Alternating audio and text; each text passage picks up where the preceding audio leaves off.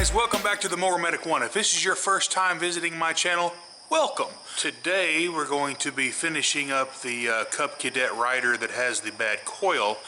Right up here I'm going to put a card or two pertaining to this type of repair.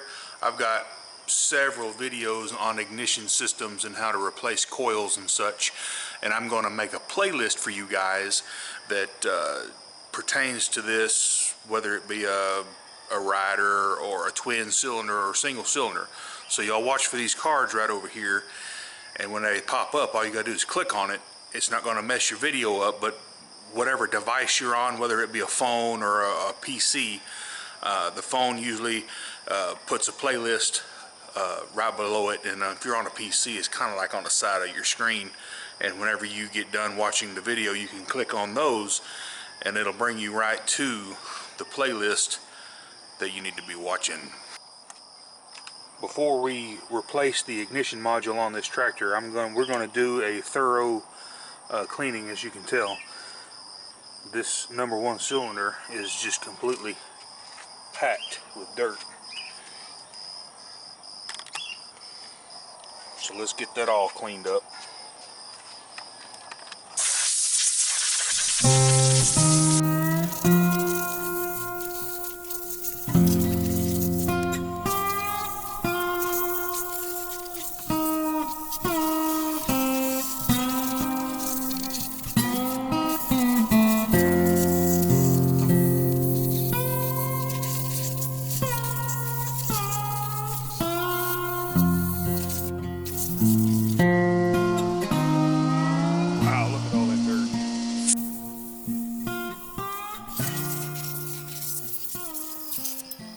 Here's the ignition coil mounted here. It's just got 2 screws, and we're going to be utilizing OEM parts on this job. The part number for this particular coil is 24584-45-S, and we'll take a look at it before we put it on.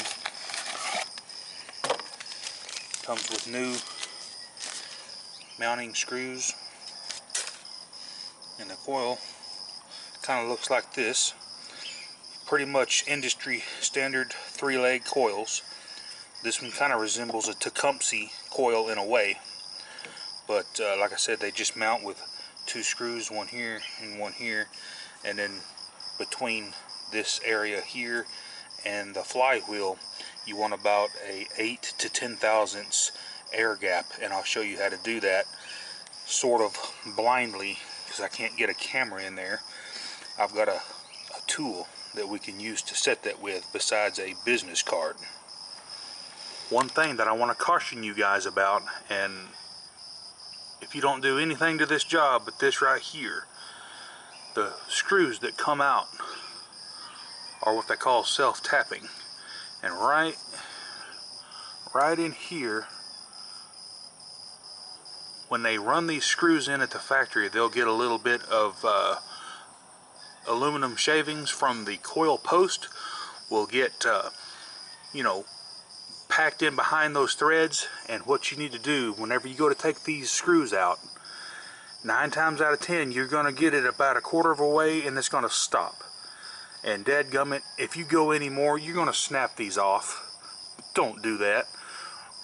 If the screw doesn't want to unscrew, with light wrench pressure, tighten it back up and then loosen it off, and do that process. You may have to do it 10 times before the screw gets loose. You don't want to strip the threads out in your coil post. If you do that, you'll have to helicoil it, and that's not a fun job. So just be careful when you go, especially if you go in with like if you're doing a short block and you're putting your old coils back on. Order new screws, because these are super hard and they've been stretched, and once these have cut a hole, I don't like to use them again. So just order new screws.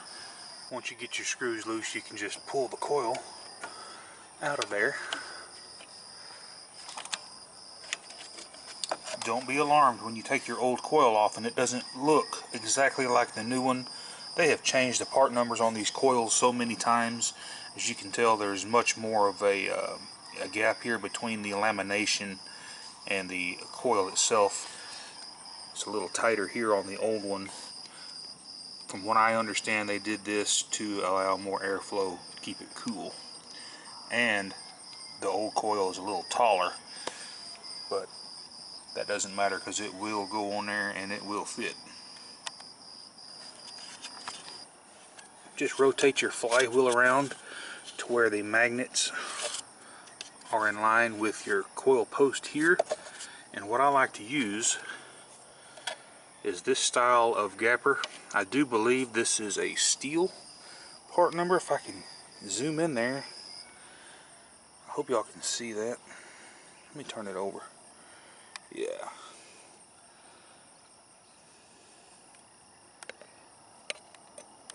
$1127, $890, $6,400.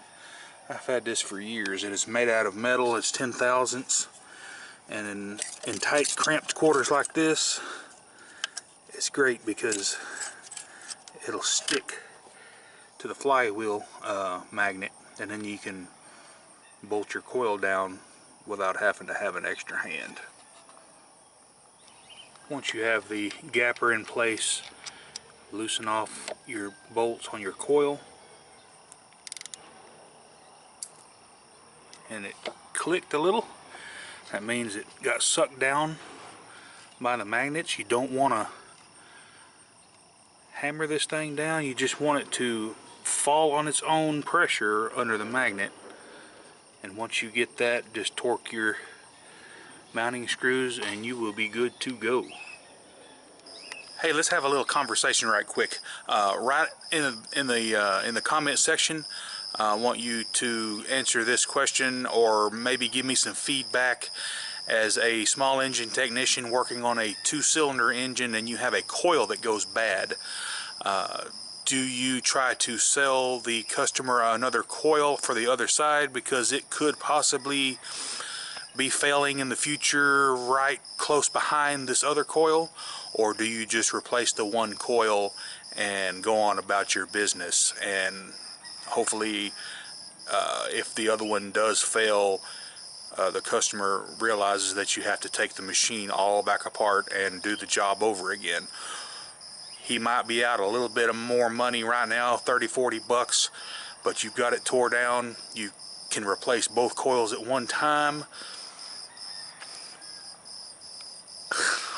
It's a tough choice, but you can always get with your customer before you start the job and explain that, yeah, we can replace this coil, but after I deliver it and it doesn't perform for you in the future because the other side went out, you just need to explain that there will be some diagnostic and, you know, labor for changing the other coil out. And that's a good thing about filming what you do, because you have video proof of what you worked on. That's another good thing I like about YouTube.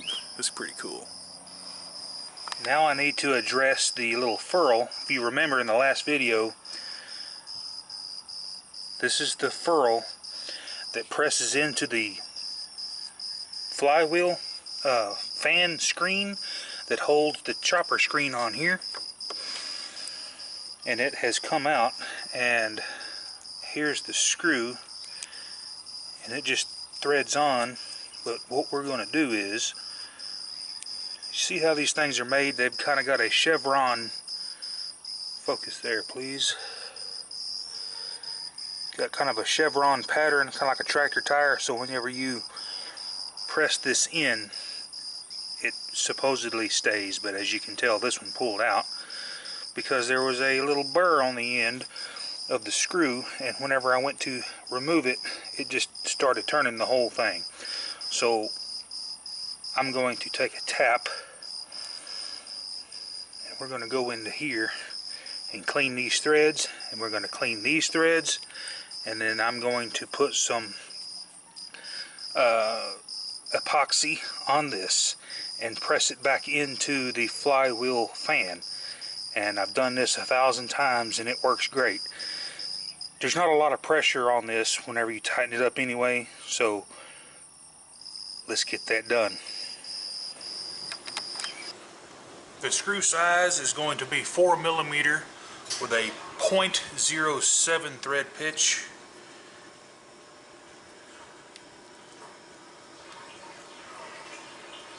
And just run it up there until it gets the burrs off.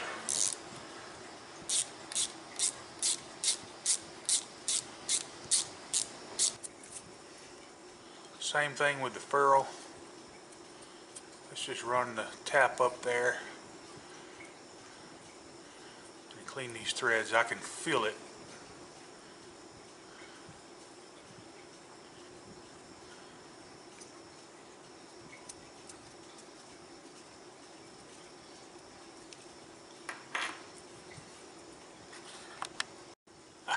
You ever run across a tool that looks like total crap, but they work great?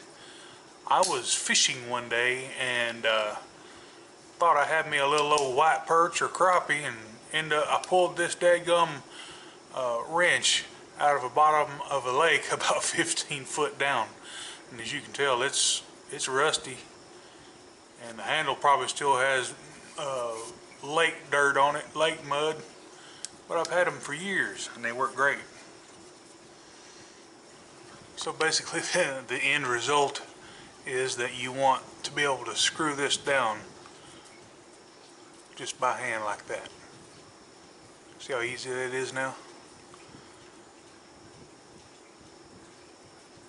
Let's go glue this back in. Alrighty guys, got her all put back together. Here's the moment of truth.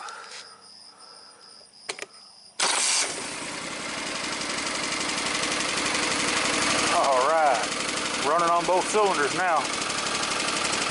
Got a little bit of tappy tap. You know, may need a lifter kit.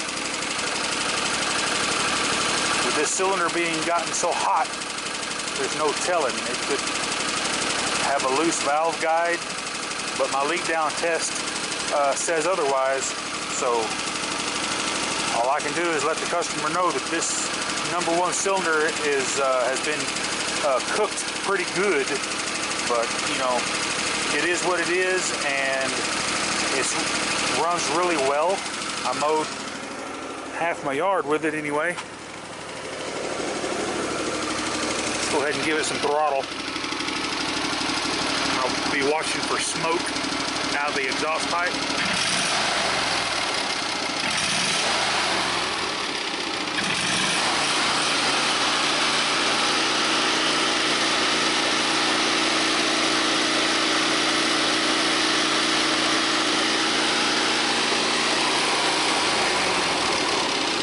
Good wide open throttle, good idle. All in all, good repair. You just have to note your ticket and advise your customers whenever there might be an issue, because you know, you're not Superman. You don't have X-ray vision and you can't see inside this engine. So that's why we do leak down tests, to help, you know, in the aid in the diagnostic process. But I'm gonna call this one good. We're gonna deliver it on Sunday. Good to go. Well guys, we got the Cub Cadet finished up, ready to go. If this helped you out, please give me a thumbs up and smash that like button. And if you're, like I said earlier in the beginning, if you're new to this channel, welcome. It's an honor and it's a blessing to have all my new subscribers. My channel is just going up and up, and it's right here. It's all about this, helping y'all, and I'm ecstatic, people. So y'all just keep subbing, and I'll keep making videos. And once we hit that 50,000 subscriber mark, I'm gonna be giving away some pretty good stuff. So y'all just keep on going and sharing, and just letting me know what you want to be seeing as far as repairs go. But anyway, y'all have a great rest of your weekend, and I'll see you on the next video, the More Medic 1. Have a great day.